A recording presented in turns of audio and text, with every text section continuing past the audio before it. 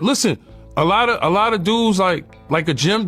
When have you seen Memphis Bleak or Jim go on their own tour personally? Me, I just did shows in the Swiss Alps. You need hygiene, nigga.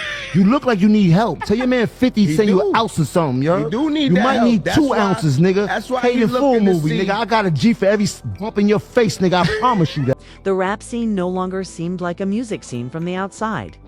It appeared to be a hectic late night. Every episode of this talk show included a new disagreement, an unexpected guest, and a viral outburst. The steady, simmering tension between Tony Yayo, Jim Jones, and Memphis Bleak had been the focus of attention lately, and the drama was building so quickly that it almost seemed staged. In the end, Yayo claimed that it didn't even feel natural. He claimed that Nori was silently setting things up behind the curtain. Like a smooth-talking puppet master who enjoys a rousing energy without ever speaking. So sometimes, like, when I realize the hate is better for me. So I first of all, I want to shout out Jomo for the promo. I want to shout out Memphis Bleak and Nori, because Nori is pushing Memphis Bleak. The CEO asserted that the way he discussed Jay-Z in another interview was disapproved of by someone in a position of responsibility.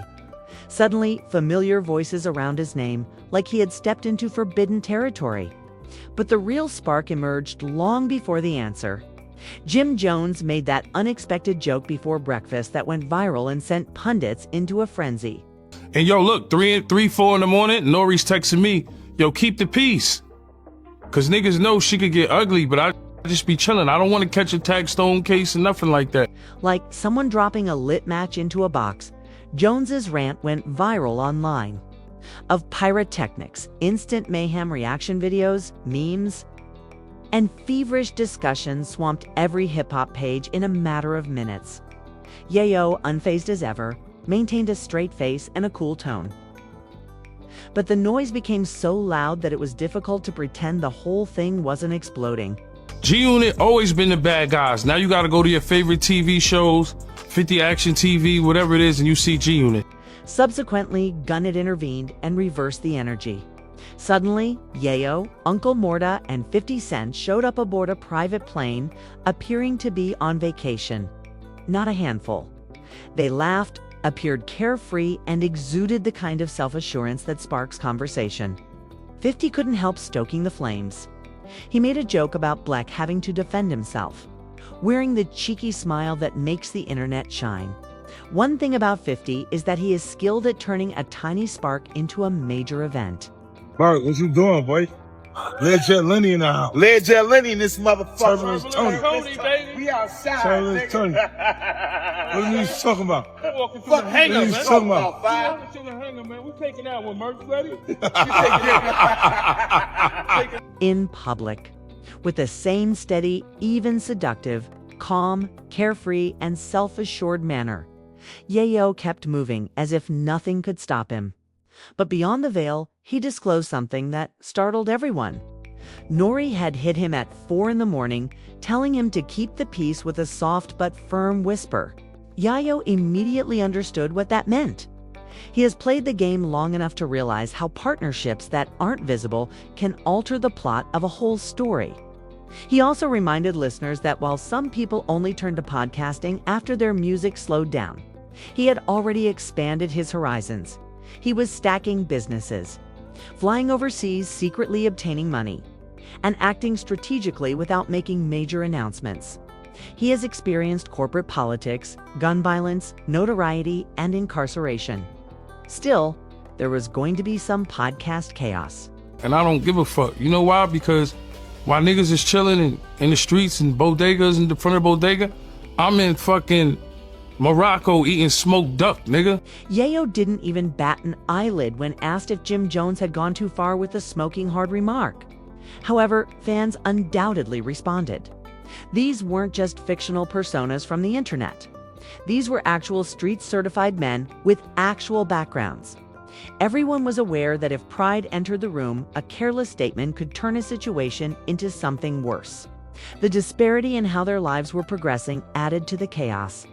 While boarding planes, recording content in Morocco, and preparing to open his own dispensary, Yayo dismissed the controversy. He was concentrating on development and leveling up. In the meantime, he quietly brought up the fact that several rappers who entered the podcast industry weren't following the same trend. They had shows, but they were unsuccessful. They failed to captivate viewers with the genuine, unadulterated gravitas that people yearn for. Listen, a lot of dudes like a Jim, when have you seen Memphis Bleak or Jim go on their own tour personally? Me, I just did shows in the Swiss Alps. Yayo also discussed a topic that most musicians steer clear of. Guns have long been regarded as the hip-hop industry's villains, the ones they love to blame for any chaos. Yayo did not perceive Bleck and Jones' gunfire as a personal assault. He interpreted it as political, strategic politics in the traditional sense. Because he spoke candidly elsewhere, he felt that some platforms, particularly those with ties to Rock Nation or Drink Champions, were aligning themselves, gently shifting the story and disparaging him. He didn't worry about Bleak or Jones. He was worried about the erratic entourage surrounding them. The individuals who go too far. Yayo emphasized that his life was now entirely different, centered on travel, business, and elevation. He had already outgrown his street reflexes, and the last thing he wanted was to be pulled back into them. The Swiss fucking Alps. We not took these motherfuckers skiing in Vermont.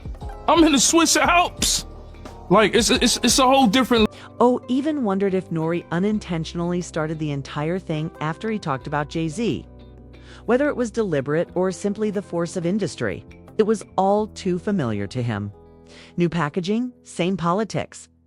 If you want to keep the doors open, take a side, stick to your group, and refrain from using specific names. However, podcasts were suddenly the battlefield instead of record labels. Additionally, he pointed out something that is seldom acknowledged. Rappers that ventured into podcasting were not even allowed to express themselves freely. They were bound by their affiliation. They were unable to criticize some names. They steered clear of some subjects. Rather than operating autonomous platforms, they behaved as though they were still subject to label constraints. Yayo declined to participate in that game. He wasn't sacrificing his integrity to win others over. Not for any coalition, not for any network.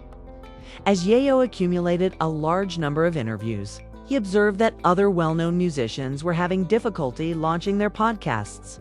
Legends with star power include Jim Jones, Fabulous Yachticus, and Joe Button.